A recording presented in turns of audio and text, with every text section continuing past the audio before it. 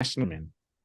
Last week, veterans' social media feeds erupted over a months-old report from the Congressional Budget Office, otherwise known as the CBO, for including a proposal to reduce the federal deficit by performing a means test for veterans receiving VA disability compensation. Our National Legislative Department has been fielding calls all week to address veterans' concerns over this proposal, and we are here today to discuss what that means, if it has any traction, what DAV is doing about it, and how folks can stay informed about proposals like these and how veterans can get more actively involved in protecting their benefits. Thank you for joining me today, Shane. Thank you, Kevin. Glad to be here. Excellent. Let's start off by letting folks know what a means test is and how that would potentially impact veterans receiving VA disability compensation benefits. Well, when they use the phrase means testing, which other federal agencies use, they're talking about basing what you receive on the income you receive outside of the program. So in this suggestion, what they're trying to do is propose that compensation be based on a means test being based on your receipt of income going forward. Okay, that makes sense. Can you tell us what is the Congressional Budget Office and what is their role? Absolutely, Kevin, and thanks. The CBO, or the Congressional Budget Office, is a nonpartisan organization within Congress whose sole function is to analyze potential pieces of legislation for cost, and they issue reports throughout every year on analyzing the economic, budgetary, and financial implications of bills, laws, and the status of the United States government. Great. Thanks for explaining that for our audience today. That's very helpful.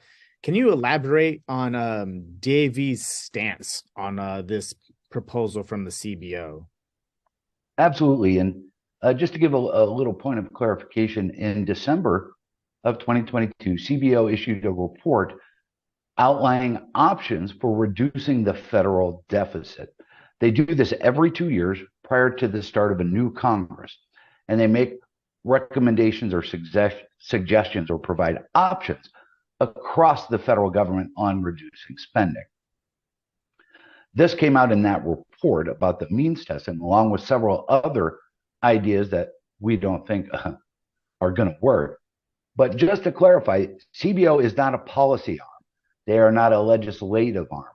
So these suggestions they're making are just that.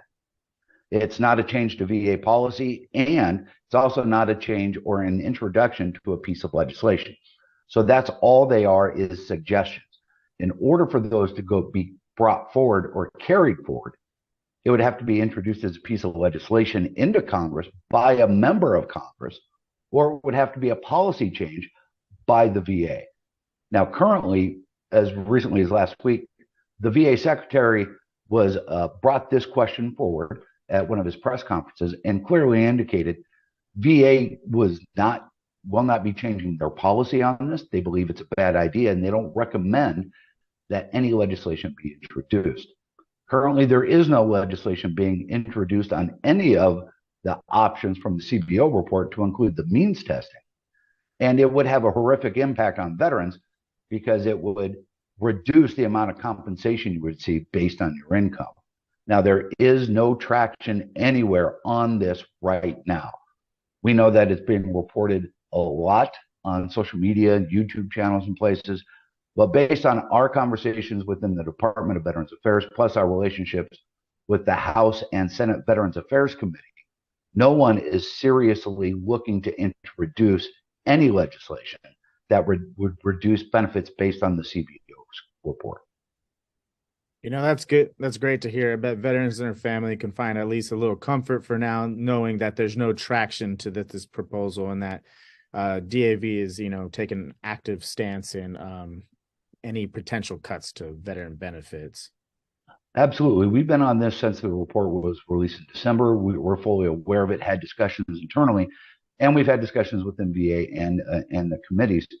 And I don't think it'd be hard to find a member of Congress willing to introduce a piece of legislation that would intentionally cut veterans' benefits. We're not aware of anybody looking to do anything like this at all. And we still must remain vigilant on these issues because some of these ideas can come forward throughout. A few years back, there was a proposal that came from this report, I think back in 2016, where they were looking at potentially reducing the age of veterans receiving individual unemployability. They were to reach a certain age, they would reduce their individual unemployability compensation. That was included as part of a former president's budget. Once it hit the light of day and the VSO communities got involved, everybody was backpedaling so quickly and it disappeared very fast. So we are remaining vigilant because we know these things can come forward, but DAV will always stand against and oppose any cuts to veterans benefits or VA programs. That's part of our mission statement. So we're always going to remain vigilant to keep an eye out to make sure none of these bad ideas come to the light of day. That's great to hear, Shane. And, you know, to let folks know who are listening in today, how can they stay informed about this proposal and other veterans legislation?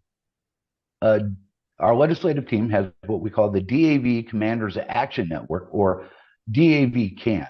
We send out campaigns on legislative alerts about all sorts of issues and bills that DAV supports based on our resolution process and those that guide what DAV can and cannot support. So to get involved and be aware of what's going on and even take action on those emails and email directly to your members of Congress, go to davcan.org, sign up, stay in the fight, and be aware of what's going on. That's great. You know, it's always important for veterans, their family, and supporters to stay vigilant and, you know, get the most accurate, up-to-date information possible. So just to reiterate, make sure you go to www.davcan.org and sign up so you can stay involved. And also, if veterans are interested in getting more actively involved in ensuring their benefits are protected, how can they do that, Shane? Joining DAV and becoming a member will help keep you engaged in everything we do and give you a voice in our resolution process, which I just briefly noted.